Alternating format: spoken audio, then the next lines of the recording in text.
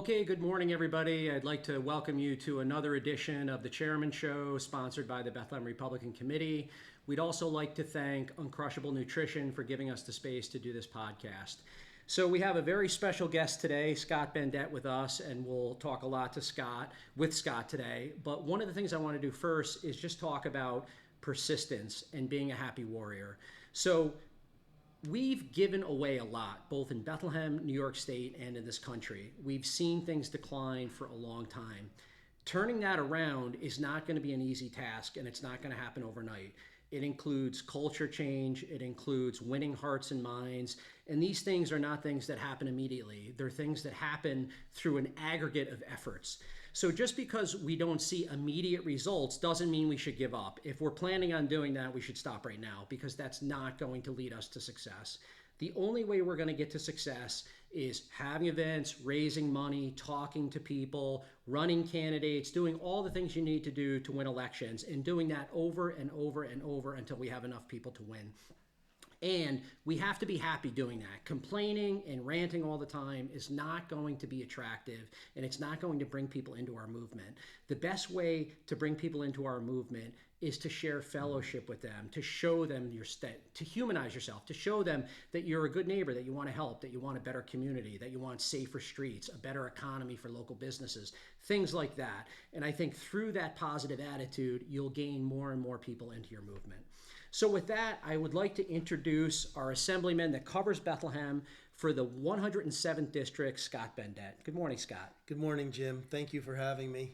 So Scott, tell us about your position, so what you do, that type of thing. And then after that, tell us about your background. Okay. So I'm an assemblyman, and an assemblyman is somebody who makes laws for the state of New York. I represent a little bit of Washington County, a little bit of Columbia County, the majority of Rensselaer County, and the town of Bethlehem. I work at the Legislative Office Building in office number 324, which is where I can be found. And on a daily basis, I meet with constituents and advocacy groups. I have session and committees, and we work towards trying to make New York State the best state it can be. My background simply is that of a businessman. I am a shopkeeper. I started my business with very modestly, and I built it into a pretty successful business. I sold a portion of it, I've maintained part of it, and then I've invested in other businesses, real estate and such. And so really what I am is a small business owner and somebody who cherishes Main Street. And would you consider yourself a serial entrepreneur? Because I know you've done a lot of different things. I am a serial entrepreneur. I'm just somebody who likes to help people. When I was growing up, I thought what I really wanted was to earn a lot of money. And I equated success with the amount of money that somebody had earned. And when I became an adult and I became a little bit successful, I started to realize what really made me happy and what made people successful was the ability to help people. I look at it like a coach who is at the high school, the most successful people I know. They're helping people, hundreds of people, thousands of people throughout a career of decades. Yet somebody who makes a lot of money in our world is considered to be successful. I think the opposite. I think that if you're willing to help people, then everything just comes back in spades to you. And money is great, of course, right? There's nothing wrong with money, but not chasing money, right. Chasing values, chasing the things that you want to see in the world, being that change. And if the money follows, that's a benefit. Right. Exactly. Yeah. So I've always enjoyed helping people. And when I got involved in politics, that's what I really made as my main focus. So I want to say the thing that really attracted me to you, and I think it's one of the reasons why we're good friends, is because you're a reflective person at this point in your life. Yes. You joke about failing forward, right? Yeah. Everybody likes this veneer of I'm perfect, everything I've done is perfect, I've never made a mistake, right? But that's not life, right? We all make mistakes in life, we all screw up. And even though you're at a place of success, you're a successful business owner, you're an assemblyman, you don't spend a lot of time talking about your successes. You talk about where you failed, things that didn't go right, and how you always got better and improved and that type of thing. And I think when you talk about helping others, I think that that's probably a part of that reflective state you're in today that maybe you weren't when you were 20 years old? Well, you're right. I think that every person, no matter what their past, has a spotless future.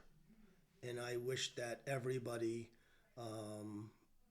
understood that and was able to overcome any of their failings and try to move forward and be the best version of themselves that they could be. The reality of the situation is that many people want to view themselves as perfect, want to portray themselves as perfect. I call it the mask. The mask. We all put the mask on. You go on social media and everybody's perfect, right? But the reality is that people like me feel like we're never good enough.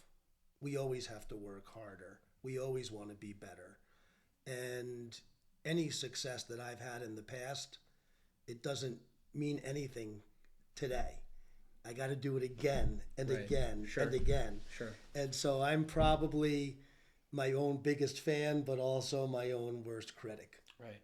And to boil that down, we're talking about complacency, Yeah. right? We're talking about you had a few successes and you live off of that. You're not somebody who lives off of the past. You check the box and you look to the future. What is the next great thing or big thing that you can do? That's, Yeah.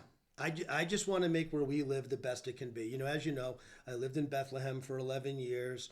I graduated from Niskayuna High School. I know what it's like to live in a wonderful community, and I also know what it's like to witness the decay of such community.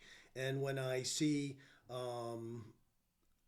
people, virtue signaling, utilizing identity politics instead of real, meat and potatoes type of work. Kitchen table issues. Kitchen table issues. Yeah. Then it really is discouraging. I mean, in Rensselaer County, I've told you before, we knew what was important. Paving our roads was important to us. We paved over half of our county network. Right. Rebuilding our senior centers was important. We rebuilt a brand new senior center because we recognize that the fastest growing population sector is women over the age of 80, and our seniors should not be living in poverty and should have the best life that they can have. We have to work on this opioid epidemic. So we created a heroin coalition, and we get together every 6 weeks with the sheriff's office, with the peer-to-peer engagement people, with all the different services that are available, and we talk about issues to try and work to maintain and to grow our community in a positive way, to come up with sober activities, all the different things that we need to do to make where we live a better place. And unfortunately, some people get sidetracked with some of these issues that just don't really mean a heck of a lot to most of us. Yeah, so kitchen table issues are kind of the things that can serve the most people in our community, and they also bring communities together, right? So the things you're talking about, it's hard to disagree with those things. They're pragmatic things. I mean, I put out a platform about, a year and a half ago when I first took over, and it was really meant to unite people. It's about practical things. It's not about division. It's not about my worldview over your worldview. I think we're all free to think what we want to think, but imposing that on someone else is what the problem is, and it's divisive. And I think you and I talk about all the time, we want to lower the division. We want to bring people together. We want to serve people, make their lives better. I say wealth, health, and safety all the time because that's really what government's about. It truly is. Number one, people want to feel safe. And, in the town of Bethlehem, I think people feel pretty safe. And I think that when we had some of our statewide races and some of our statewide issues, and they brought up crime issues, I don't think it really resonated with people in the town of Bethlehem because I feel like they feel like they're safe. It's not because there. They have a good police department. It's not there yet. So I think if we look at I agree with you, by the way. If we look at the crime statistics, crime is going the wrong way in Bethlehem, right? But compared to other places, it's very safe, right? It's very safe. So when we look long term, I don't like where this is going, right? We need a fully staffed police force that's allowed to do their jobs, that has high morale, people that are motivated to come to work and make sure that we have safe streets for people. And I think there is a deterioration there. But the problem is, that's not what people feel on a day in and day out basis. And if people aren't impacted by something, they're typically not going to buy into that argument. So, if you're in Albany and you're a swing voter, okay, maybe you're going to buy into the crime argument. But in Bethlehem, you're not impacted. You're impacted by other things, and so that's where your focus is. And it probably didn't resonate like we wished it would. And I always say that voters create simple models in their brain, and Republicans don't always do a good job of tapping into the way people perceive things. So, for example, we had a fight over a land purchase in Bethlehem, and it was basically, this land purchase is a product of what the government's been doing over the last 20 years. So Democrats have been raising taxes, raising regulations, so the regulatory environment is very onerous, and the taxes are sky high. When you used to have a $5,000 bill on a big plot of land, it's now a $40,000 tax bill. And it's gotten to the point where landowners feel that pressure to sell because they're land rich, but they're cash poor. They don't have cash to pay all these taxes. So there's this tremendous pressure to sell off plots of land, and we've seen that in Bethlehem. We've sold off hundreds and hundreds of acres of open spaces, which is really the character of our town. We're all for growth, but we want it in a reasonable, controlled manner. We don't want to lose all our open spaces and have strip malls all over the place. Obviously, nobody wants that. So we had this battle about this government purchase of 300 acres of open space.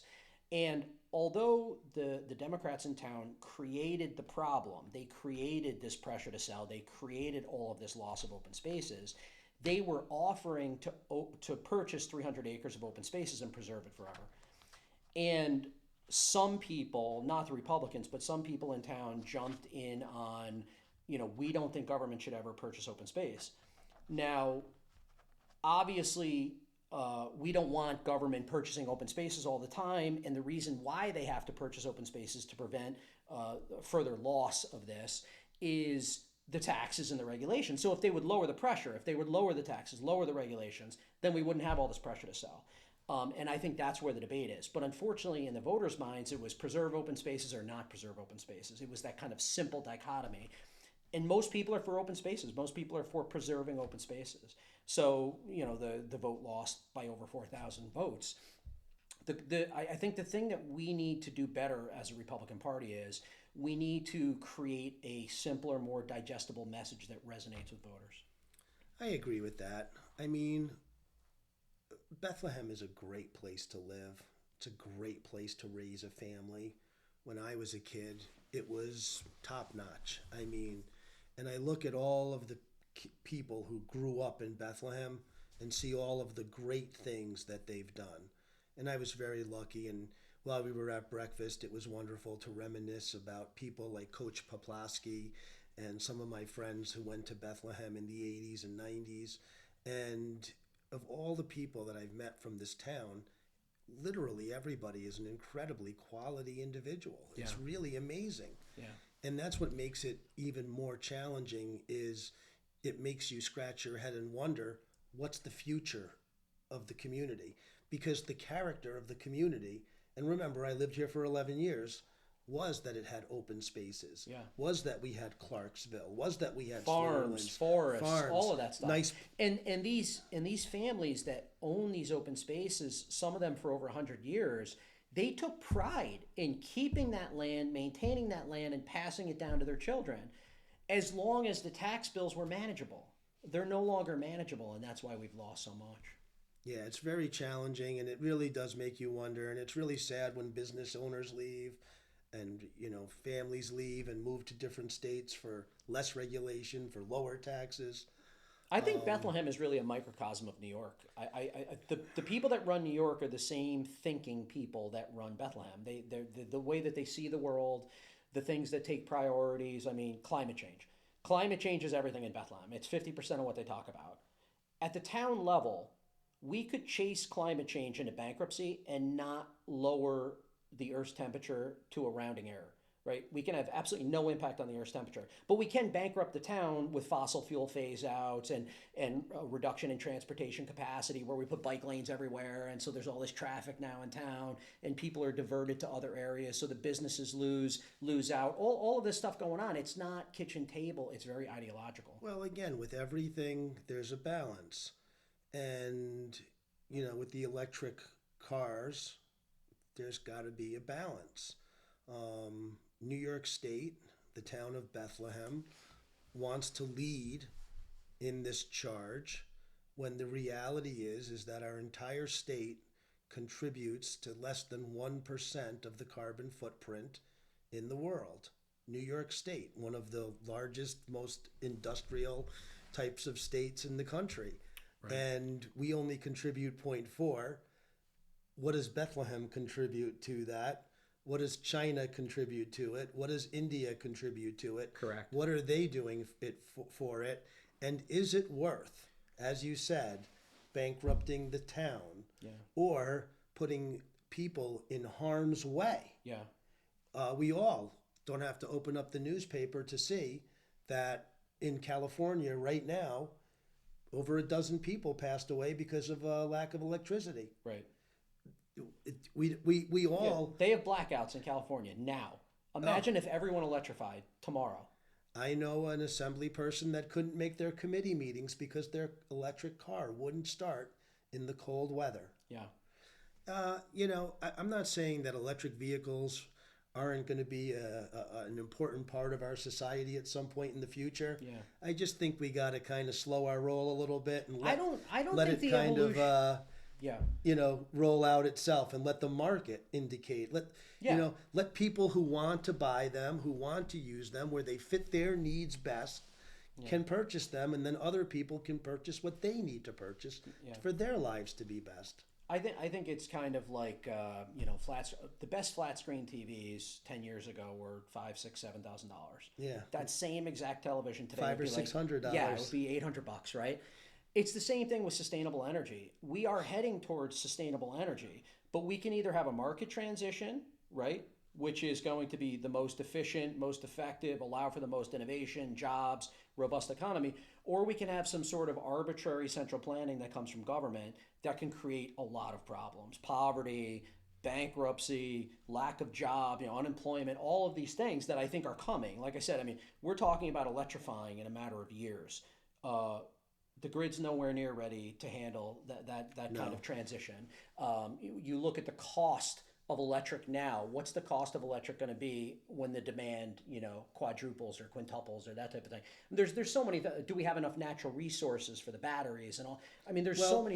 How about this? How about we be a leader in stopping human rights violations with children in the Congo mining the batteries, the components for the batteries, who are being maimed and killed, and all of those issues.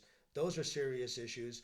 If you want to be in the forefront of something, does it make sense maybe for human rights as opposed to climate change, which is causing tremendous hardships in these countries? There's a lot, like I say, it's always a balance. And I feel like sometimes people don't recognize that. Well, just on the climate example, so Bethlehem passed a comprehensive plan update that phases out fossil fuel.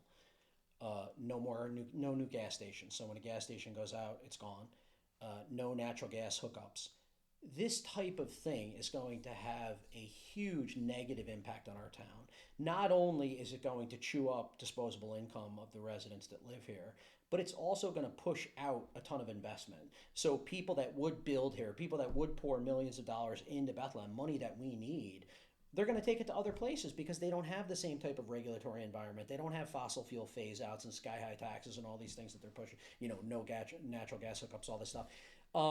So the long-term effects of millions of dollars going in other places, people getting their disposable income chewed up, and finally, people that create the jobs, the business owners, the investors leaving town, the aggregate of that is going to be extremely negative for us.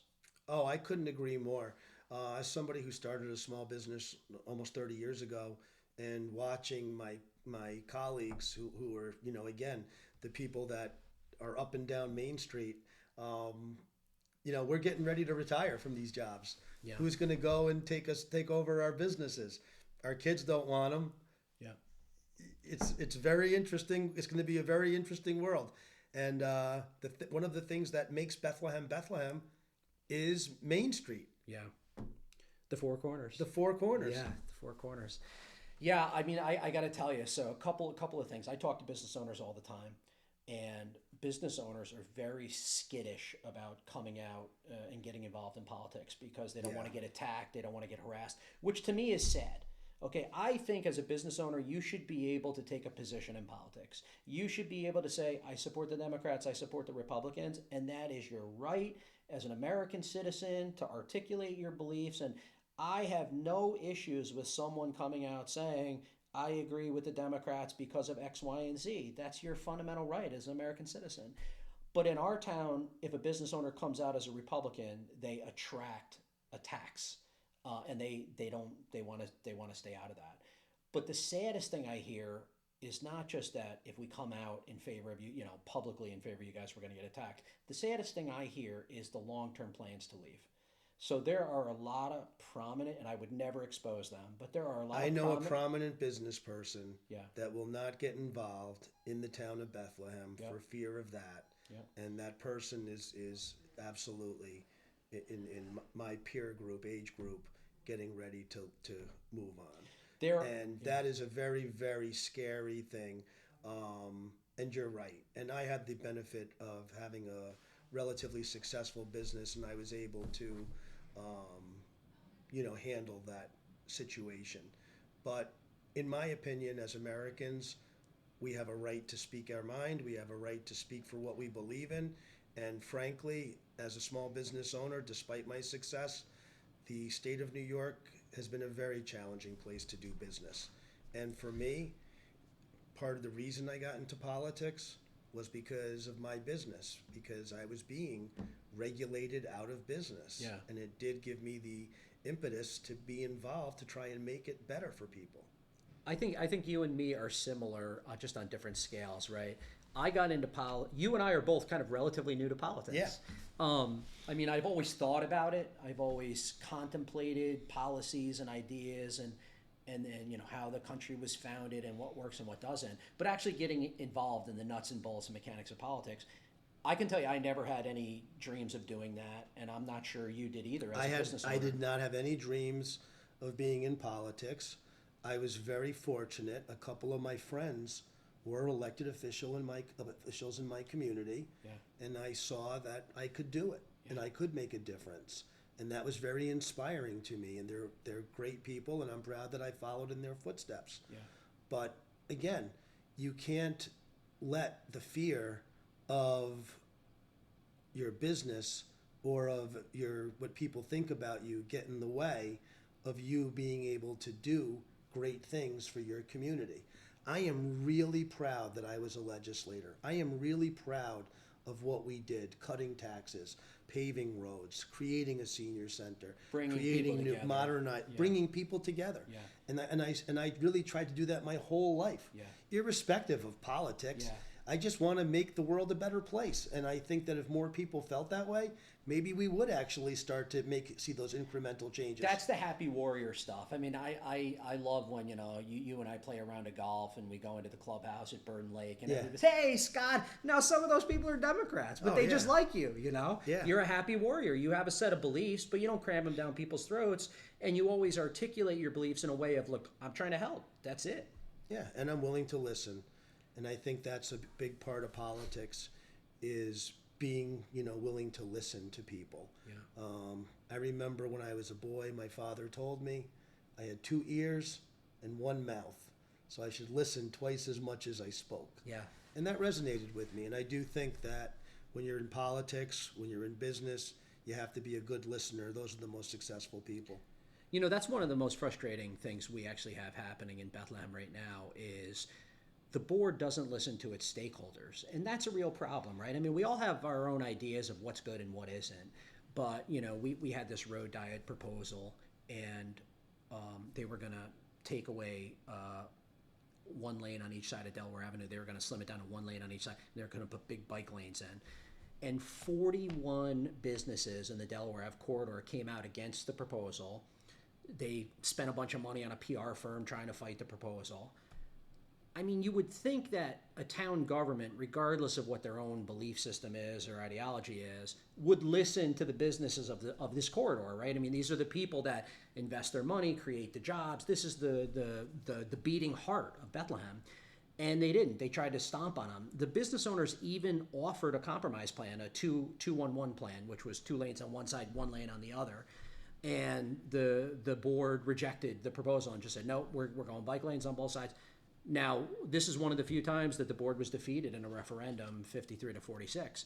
But it just kind of shocked me that of all the people in town, the biggest stakeholders are the businesses that live there, that do business there, and they didn't care. The next thing was the Selkirk Reserve project. It was a low-income housing project, 96 units down on the Selkirk Reserve. Almost every single person in Selkirk came out against the proposal and said, we don't want this here, this doesn't make sense. But it didn't matter. They just moved right forward. Now, the developer is a Ohio-based developer that just happened to donate hundreds of thousands of dollars to the Cuomo campaign and other Democrats.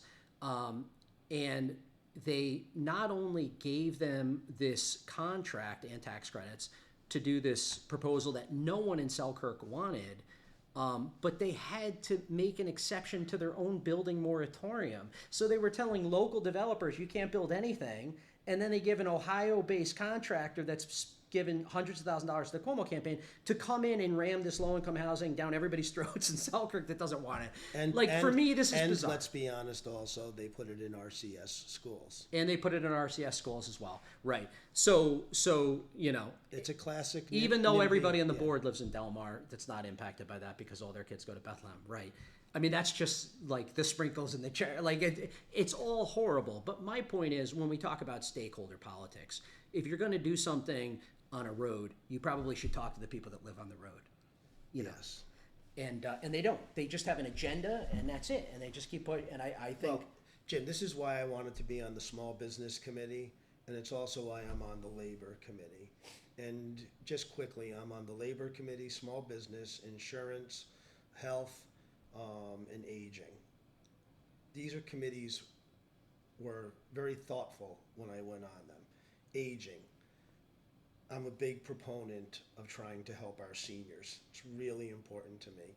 Like you, I have an aging in-law at my house right now. My parents, my father's in hospice right now, and my mother passed away at 51. Yeah. But I'm in a position now where my friends and my family, and I see the aging issue, and I want to be at the forefront of it to make sure that my perspective is heard, because I feel like in so many ways in our government we have a lot of young people, and I just really feel like my experience in this issue would be helpful. Small business and labor, the same thing. Yeah. These committees are important committees. Yeah. And when I share with my colleagues my experiences, it actually means something. There was a situation where somebody from the other side had a chapter amendment on a bill for carpet recycling. Sounded like a great bill. Yeah.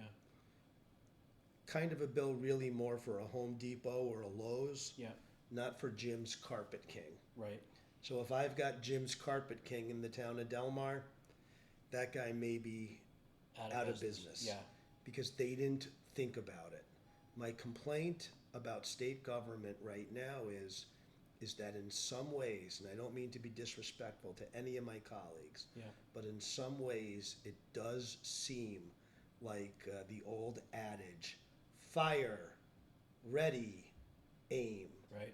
We make a law, and then the next year we're back making a chapter amendment because the law wasn't completely thought through. I call it box checking politics, and the reason I refer to it as that is because it's just like this preset agenda that's going to make your base feel warm and fuzzy, and the quicker you can check that box, the better. There's no analysis done on how it's going to impact anything or who's going to suffer. It's like bail reform. I mean, bail reform's been an unmitigated disaster. Was there any kind of analysis about what was going to happen? No, it was a box checking exercise. You know, when it comes to bail reform, I find it to be fascinating. The whole program. I understand, and I think everybody understands, and I don't think that anybody should be punished for being poor. And I understand that they're trying to level that playing field because of that. They're trying to eliminate the cash bail. I get it. However, they've overstepped their bounds so dramatically, and the main way that they have, and I've learned this through my discussions with Tom Marcel, and I'm really fortunate that we had a candidate like Tom Marcel who was smart enough and was articulate enough to be able to share what the real issues were regarding this so-called reform. Yeah. And the one thing that they did more than anything was overstep their bounds and take away the judicial discretion from the judge. They overstepped their bounds. The judge, the legislative, and the executive branch are all co-equal branches of government. And that's why he found it We all know unconstitutional. that. And he found it unconstitutional. And his way of explaining that couldn't be more simple, articulate, and that it should be changed. Yeah. Nobody wants, people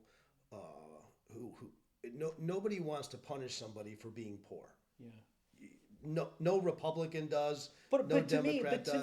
to me, that's independent But of taking away that judicial discretion, that was a huge, huge, huge step. I agree with the judicial discretion, but I also have a problem with any type of victim-related crime.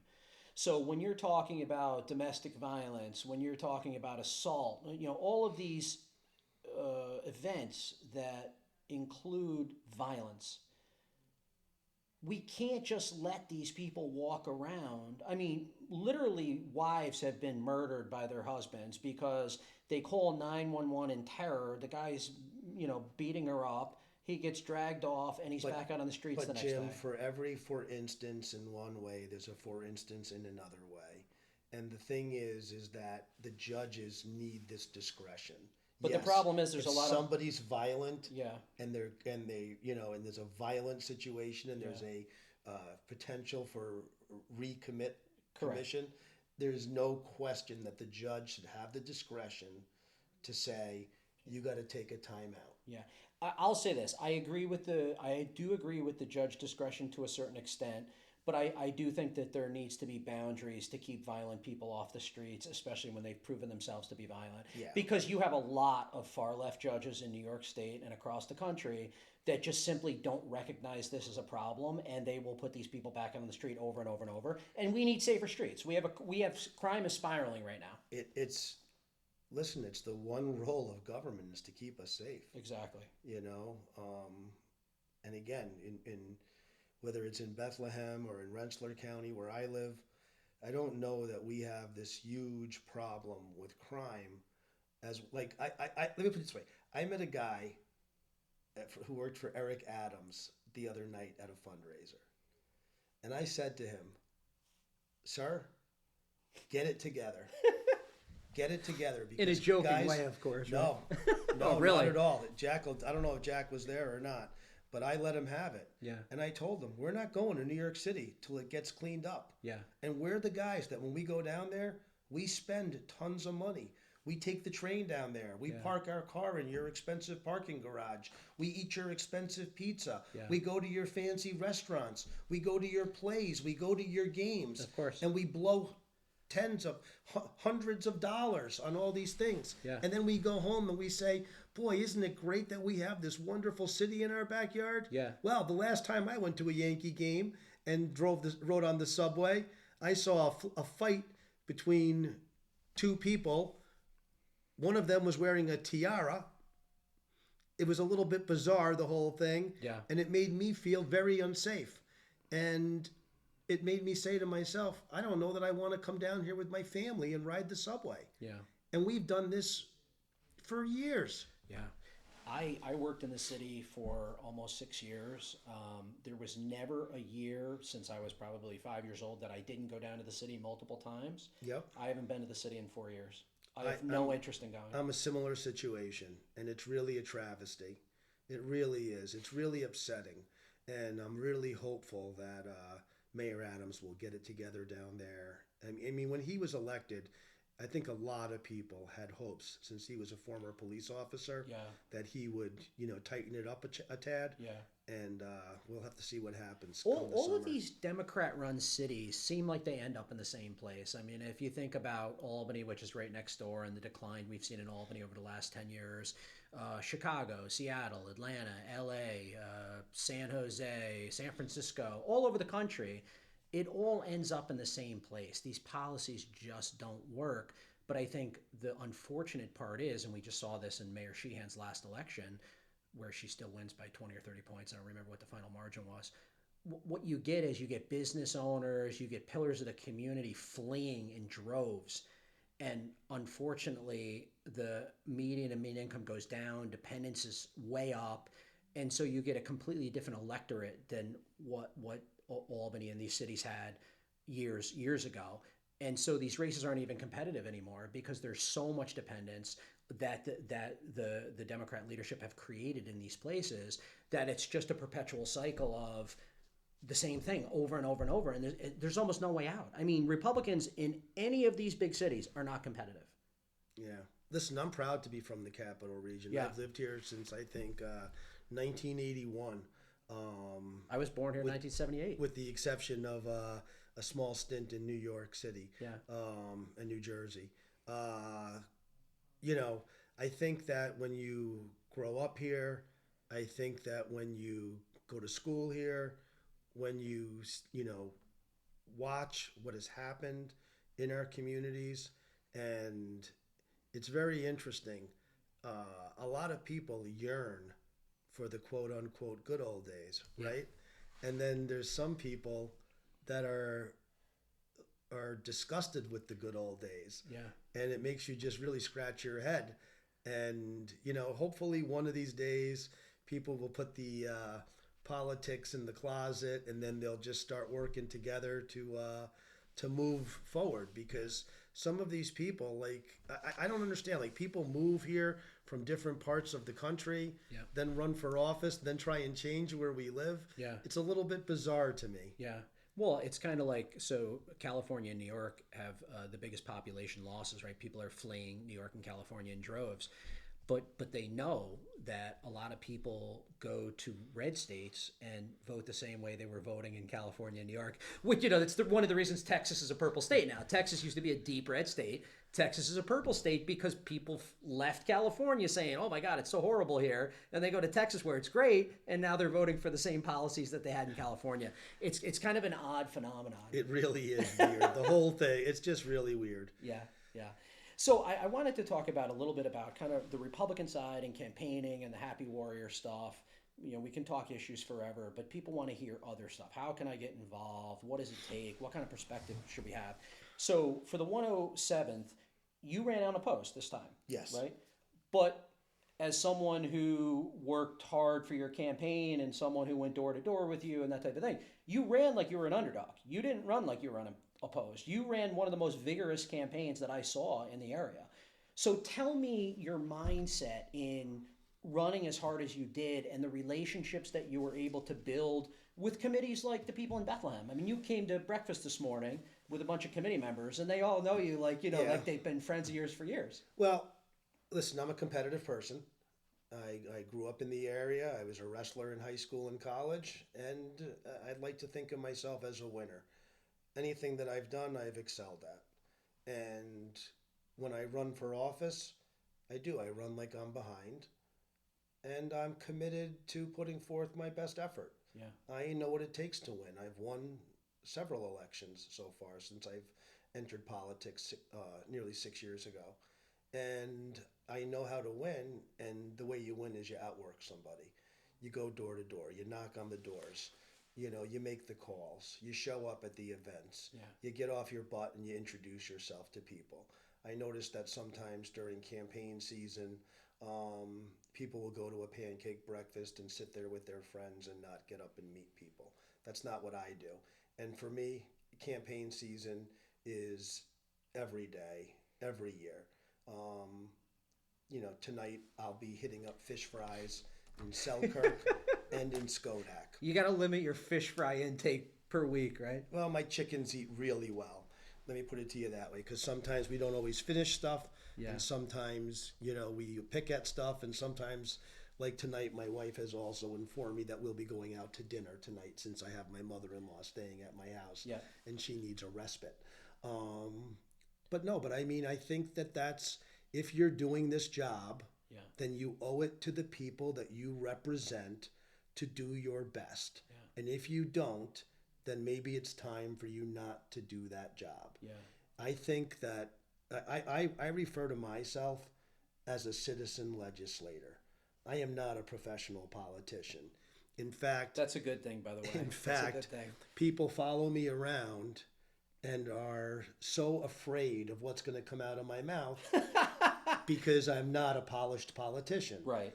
And if they took this away from you tomorrow, you'd be okay. And if they took it away from me tomorrow, I Yeah. would still have the same wonderful life that I have right now. Yeah.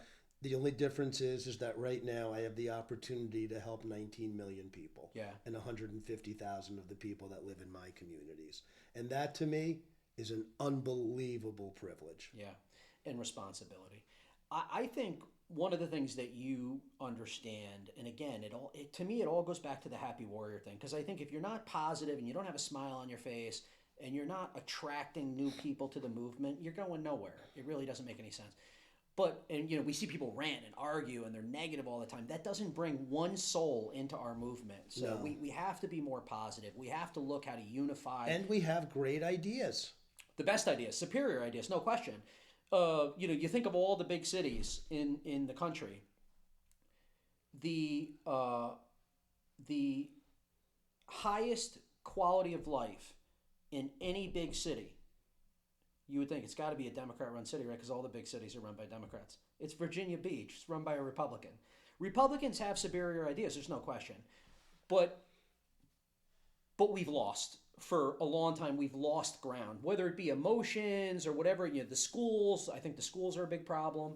Teachers' unions are almost monolithically Democrats. They donate all their money to Democrats. There's no I will tell you this, after my being in public office now and meeting with teachers and teachers' unions, Yeah. yes, there are liberal teachers. There are also more people like us than you would imagine. I think a lot of the people like us, though, are sometimes silent. are afraid to say stuff. No question. But if I tell you this, and I know mostly this is where I live. I don't live in the town of Bethlehem anymore. My son went to kindergarten at Slingerlands, and then we moved away. Yeah. And one of the things that I love about my community is that the teachers in my district actually also live in my community. So it's not unheard of for us to go to the Hannaford and run into a teacher. Yeah. It's actually a wonderful, wonderful experience. So I know that in some instances that's part of the case. Yeah. And I think that the public education system, I think you're going to see some growing pains now, because it seems like maybe we're being listened to a little bit more. That's what I felt like this last few weeks. Yeah. I have felt like I had a In Rensselaer County, or who are we talking to? within the state. And I've met with all different school districts, and again, I have Washington County and Sure. all these different things. One place that I've met with in terms of the school district that's had a huge impact on me, and I hope I've had a huge impact on them, is Quest Arbosi's. And one of the things at Averill Park High School, since I was involved with it, was that we wanted to make certain that our kids were college and career ready. Yeah. Because we recognized that not everyone was college bound. Yep. And where we go to school, we have kids that go into the military. Where in Averill Park, a lot of kids go to Hudson Valley Community College. Yeah. And then go and make their decisions. And a lot of kids go into the trades. Yeah. And what I noticed is that kids that go to college it's great, but not all those kids that go to college stay in their community.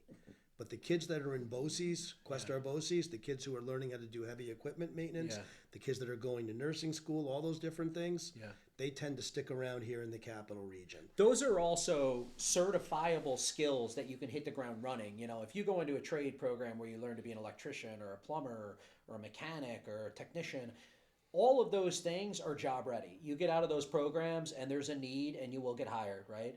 Whereas not everybody getting degrees now is finding a job. People are finding it to be more of a struggle than it's ever been, because a lot of these degree programs are not giving you any type of hard skills. So when you go out, you say, yeah, I have a piece of paper, but the employer's looking for something. What can you do for us? And if you don't have some sort of skill, you know, you're borderline unmarketable, which is a problem. We set up a program at Averill Park called Construction Technology. And as president of the Education Foundation, I helped them get a construction trailer. We went out, we bought a used trailer off of eBay. We fixed it all up with tools and all that. They went around, they helped make ramps for people who are disabled and all kinds of other stuff in the community. The first kid that was in that program graduated from SUNY Delhi last year in May. He was told when he was a little boy that he probably wouldn't be going to college, and if he did, he would go to Hudson Valley. He actually went to SUNY Delhi, got into their construction tech program, worked his butt off, how to get extra help, did all those things, and he just graduated in May with a job with an engineering firm making over $65,000 a year. That's excellent. Sorry.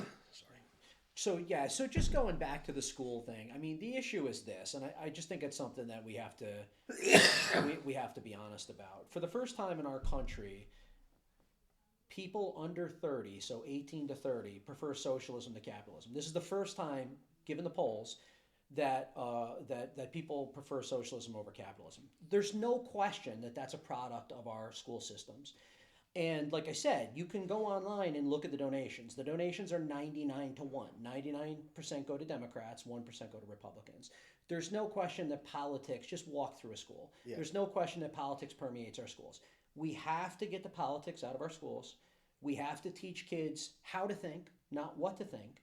And we have to refocus on elite academics. We have to teach these kids math, science, technology, history, economics, all of that type of stuff, so that we remain the world leader in these areas. If we don't, if we keep focus on half-baked social theories and teaching our kids how to be Democrats, we will lose that leadership role, and it will have destructive consequences. I look at it from my upbringing, you know, and I look at what a privilege it was going to Niskayuna High School and being taught critical thinking. And that's really what was taught. Exactly. And, you know, I'm a product of public schools. So is my dad. And, you know, in my family, my father was not only the first person to go to college, my father was the first person to graduate from high school. Neither of my grandparents went to high school or graduated. My dad went to high school, my dad went to community college, and then my dad went to college. He graduated on time, he went to school full time, and he worked full time. And like I said, he graduated on time. He did not have good grades, he just made it through. Got into one of those management type of programs and had a good career and a good life. For somebody like me to be able to turn back the clock 125 years ago to people that didn't go to high school, and for their grandson to have a belly full of food, a wallet with some money in it, and be an assemblyman, it's an incredible opportunity in an incredible country. How do we get back to that? When I meet with immigrants today, and I know so many, and they're so proud to be an American, and they're so proud to live in a country like we live, because they recognize where people like me and like them can advance their status, whatever it may be, who can help people, who can live lives. I mean, think about it. Think about what my great-grandparents' lives were like in Russia. You saw the movie The Fiddler on the Roof. They just weren't quite as happy as those people, you know? And here's my wife, who's a Mayflower person, who's told that she created a country based on building slavery, you know, which is totally not true.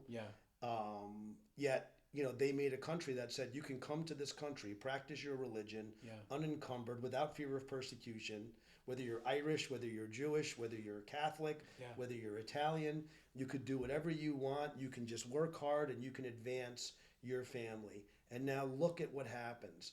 Look at what happens 60, 70 years later, where it used to be physicians were only white Anglo-Saxon Protestant people. Today, you go to the doctor, it's a variety of people. It's people who came from nothing, immigrants, all different kinds of stuff. Yeah. We are this incredible country with incredible opportunity, and it's really sad when people try to take that opportunity away. No question. I think opportunity in its basic form is individuals pursuing their separate interests and their dreams. And one of the things that I always say is, like, the answers to our problems are really not all that complicated. Low taxes, low regulations, leave people alone, do the basics. That's it, right? I mean, Thomas Jefferson, in the Notes on the State of Virginia, a very early piece that he wrote, talked about what he saw as a necessary tax structure for the United States to run. And his idea was 1%. 1%. Look how far we've come, right? And it seems like it's a never-ending race to the bottom. And the reality is, at some point, we have to turn the corner and realize that government can't solve every problem, and actually, it's creating more problems than it's solving. Well, I think you just hit it right there. A lot of times, I don't think that people really care as much about paying the taxes as much as they care about the fraud that goes along with paying the taxes. So when you're paying taxes for something that is, like a fraudulent unemployment insurance due to COVID irresponsibility, when you look at different programs that have not been run effectively or efficiently, and they've wasted our money. That's where I think the real rub is.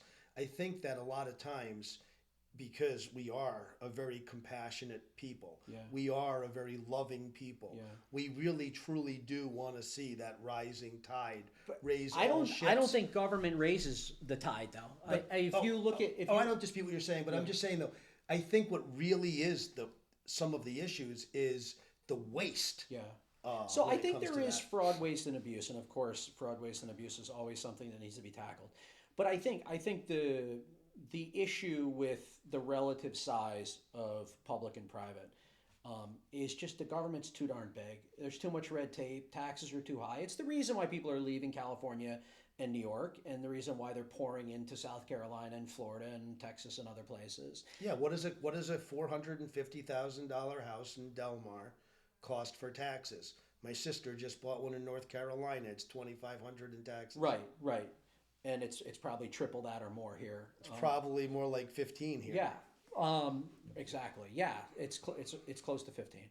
So. So what I'm saying is, and this is something that I don't think we articulate well as a Republican Party, but in theory, this magical entity can make everybody's lives better. Right? Government can find problems and they can solve problems. But in practice, it's just not happening. I mean, government's trying to solve problems in Albany, trying to solve problems in Chicago, trying to solve problems in Seattle, LA, and all these other places. But actually, they're creating more problems than they're solving. Yes. I'll give you a great example. So we were talking about bail reform before and all these criminal justice changes that have led to a crime wave. When you don't have safe streets, it's hard to do business, right? Ultimately, investors, business owners, if they can't depend on public safety, they leave. They go find a place where they can do business safely, where they can invest safely, where their property's not going to be destroyed and they're not going to be robbed and people aren't going to be scared to go to their place of business and that type of thing. So Albany, the public safety situation has deteriorated. That has pushed a lot of wealth, business owners, investors out of Albany. So now the people that live there, what's their opportunity? There's less jobs, there's less investment, everything's decaying. If you want a job, you got to go find it somewhere else because there's not really a lot of business. I mean, if McDonald's, a multi-billion-dollar business, can't survive in Albany, in the South End, right? I say it's a race to the bottom because you're either going down, going up, or staying. They're going down, and they're going to continue to go down until the policies change. They just took Walmart out of, I think, Portland or Seattle because they couldn't handle all the theft. Walgreens or Walmart? No, Walmart. Yeah, Walgreens is leaving too, right? Walgreens is leaving California. I think Walmart just left, like Portland or Seattle. I'm not sure which one. Right. So all these jobs are leaving, investments leaving, and what does that leave? It shrinks the tax base, right? It takes all the good things out of the community, and then the residents on the bottom have no upward mobility. Right. They have nowhere to go, so they're stuck in this situation. So the policies just simply don't work. We see Democrats failing everywhere. We were talking about getting involved in politics. We both got involved in politics because we care and we just want to see better for the places that we cover. I want to see better for Bethlehem. You want to see better for the 107th and the people in New York. And that's we got into this really as public service. That's right? it. That's it. No ego, no grandiosity. I don't care if anybody knows my name. I'm as fine to be in the background doing this thing to build up the party and hopefully get better people elected in the town of Bethlehem. So my question for you is just a couple things to wrap up. What would your advice be to a rank and file Republican who is or anybody really, let's say you're a registered Democrat but you don't really like what's going on, people who are unhappy with the direction of New York State, of Bethlehem, what would be your advice to make an impact and help turn this thing around? Because I hear people complain all the time, but that's a lot of times it stops at complaining. It doesn't manifest in action and impact. Yeah, I mean, if certain people are complainers, we all know those people. Certain people are doers. But I think that the conversation starting is a major first step. I think by having the conversations with people, and then I think you have to be inspired by somebody like me, like you, like some of the committee people, like some of the other people that have run for office. We're all just regular people. Like Craig Slurs, right? Like Craig Slurs. 37 years, 22 I believe as a police officer, retired police officer. He's been in the fire service in all different places. He's currently the Slingerland's Fire Department chief. This guy has friends across the spectrum. He's got far left friends, he's got far right friends, he's got centrist, and he's putting it all on the line. He doesn't need this at all. He's putting it all on the line because he loves Bethlehem, he's a dedicated public servant, and he wants to see better. You know, that's what it really is, and that's what people need to do is they need to step up. We need candidates. We should be having people fighting over who the candidates are. Instead of Instead of I don't want to run, I'm afraid of what's going to Taryn O'Brien, you met her this morning. Yeah. She's running for county legislature 36th district. Mother, business owner, doesn't need this, but wants to see better. So she's trying to be the change that she wants to see. Yeah, and that's really my advice. You know, I think that Teddy Roosevelt, with his man in the arena quote, said it best. Yeah. God loves the critics. I mean, they can go spout from the peanut gallery. Peanut gallery, yeah. But I mean, get your butt in the arena, get a little bloodied, and because, like I always say, the thrill of victory just tastes great after you've already suffered the agony of defeat. Yeah. So just get out there and keep hitting it. I think Nixon said in his farewell speech, only after you've been in the deepest valley can you know how truly magnificent it is to be on the highest mountaintop. Yeah. Yeah. Yeah, I believe that. Yeah. Just thinking about the candidate stuff. So not everybody's going to run for office, right? We know that. Not everybody's cut out to be a candidate. But what I try to tell people is if you're frustrated, there are so many ways to make an impact. You can join your local Republican committee. You can volunteer for stuff. You can come to events. You can write a check and donate. You can run for office. Like, there's so many different ways. So just because you're not a candidate or you don't want to be a candidate doesn't mean you can't make an impact. And we should all look at ways we can make an impact. Well, one thing that I want to bring up, and this is the perfect time to segue into it, is that I have a lot of opportunities for young people to do internships with me. So I basically have a tremendous opportunity to do community outreach through my position in state government.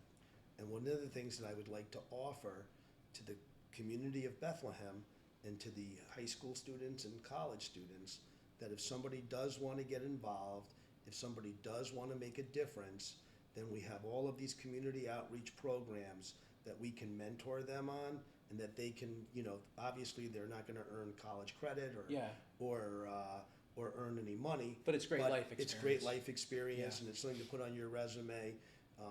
And I have a tremendous opportunity for young people to get involved, and I hope that some of the people will take advantage of that. Yeah, I'll certainly reach out to my contacts in Bethlehem and see, we can get a little elevator pitch about what the opportunity is, and then I can put it out and hopefully attract some young people to. Oh yeah, there to are those tremendous opportunities. My legislative aide, Yeah. who's also a Bethlehem graduate, Jack Kaiser, Yeah. would be able to help them and mentor them in that as well. Yeah, Jack's great. Jack's on the committee. Fantastic dude. Sure. Yeah. Siena grad. Yep. In fact, we did the podcast with him a couple times before we started the chairman's podcast at Uncrushable. So with that, obviously we could go on forever. There's so much to talk about. I'll be back. Yeah, we'll have you back. But I want to just ask real quick, as you look to the year ahead, what do you expect in your role? Maybe, things that you have on the agenda that you want to tackle, campaigning with the Bethlehem Republicans and other local committees, trying to win offices for people like Craig Slurs and Taryn O'Brien.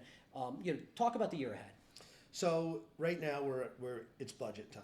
That's what's really taking up our time. And for now, we're going to have the budget to deal with. Then we'll have approximately 2,000 bills to pass between that time and the end of the session. So it'll be extremely busy. With that being said, for me, I am running for office every day, like you said. And next Thursday, I will be in Washington County, Fort Edward at 8:30 in the morning, and I will be at 7 o'clock at night down in the town of Ghent in Columbia County for the Lincoln dinner. Yep. And I'll be all in between. Yeah. And you'll be having fun. I'll be having fun. And I put thousands of miles on my car each month, and it really is wonderful. But my plan is to meet as many people as I can in my district. My plan is to inspire as many young people in my district, let them know that they're kind of like me if they are. Yeah. Maybe I wasn't the best student or the person who thought he would be in politics, but through hard work, you can accomplish great things. Yeah. I'd love to share my story.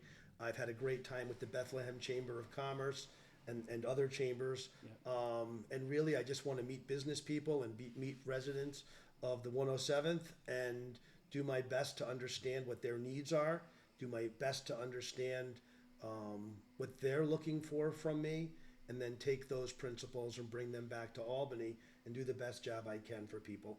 I'm pretty confident in myself and in the way things are going so far, but I never take it for granted, and I really want to make sure that I don't leave out Bethlehem in my district because it is a little bit of a wonky area, the way that they districted it up. But for as long as I represent Bethlehem, I'll be coming by. I'll be introducing myself to people. I'll be eating lunch here. A couple of weeks ago, I had lunch at O'Slattery's. Was it a couple? Actually, maybe it was last week. Last week. And that's me. Yeah. Well, I can tell you, as the chairman of the Bethlehem Republicans, you have been a fantastic asset for Bethlehem. You've worked hard on helping build the movement. And again, yes, it's a Republican movement, but it's really a common sense movement, a movement for sanity, a pro-business movement, a pro-law enforcement movement, all this type of stuff. And, I think you've helped a lot with the velocity and building that up. It's really a pro-Bethlehem movement. Yeah. It's what it really is, because really what we're trying to do is make it the best place that it can be. The same place that we had, my dad called it Camelot. He moved from Sherman Street, Albany, into Bethlehem in 1971, and he called it Camelot because it was like the most beautiful place on earth. Yeah. And we just want to give that same great place to future generations so they can enjoy what we enjoyed growing up. Yeah. I mean, that's really what it comes down to. Yeah. So, Scott, I want to thank you for everything. Thanks for coming in today. And we look forward to obviously continuing to partner with you on a lot of stuff. We'll do another podcast together in the future. And we have a lot of campaigning in the fall. Hope you'll be knocking on those doors and talking to Bethlehem residents. No, we definitely will be. And we just want to also make sure that everybody has our phone number in case they need to contact us with any constituent issues. It's 518-455-5777. 518-455-5777. My email address is Bendett, Bendett, S, at New York State Assembly, NYSassembly.gov. No, what is my... Okay. We'll put this all up in the text. We'll put it all up. When we post the video, we'll put the text. But we want to make sure that we have complete access for anybody.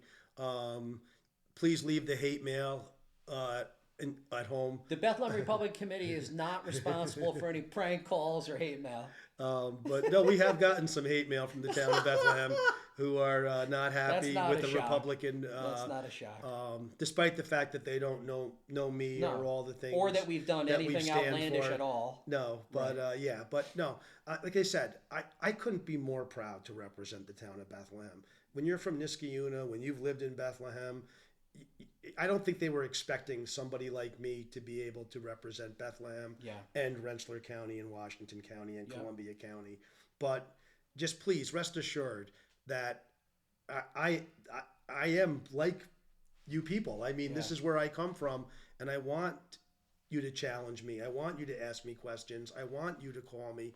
I want to help you with constituent services, and I don't want to leave anybody or anything behind. I joke around. In the assembly, they call it constituent services. I call it customer service. And that's because I'm a businessman. Yeah. And when you call me, I'm going to give you good customer service. Yeah. I'm going to take your call if I can. If I can't, I'll return it right away. And I'm going to be very accessible to people. And I think that's a big difference between me and my colleagues. Yeah, because you are a public servant. That's the way you see your role. I do. Scott, thank you so much. Thank you. So that's it for the Chairman Show today. Just wanted to say real quick, we have a Craigslers fundraiser coming up on April 20th at the American Legion over on Poplar. That's going to be 6 to 8. And then we have the picnic coming up in June. That's June 10th on a Saturday. It's going to be 2 to 6. And we have the downtown horns coming to play. We're going to have food and beer, and there's probably going to be 200-300 people there. It's going to be a great time. All the information will be up on the Bethlehem Republican Committee Facebook page, so you'll be able to buy tickets and ask questions and that type of thing. Thanks for joining us today, and we'll talk to you soon.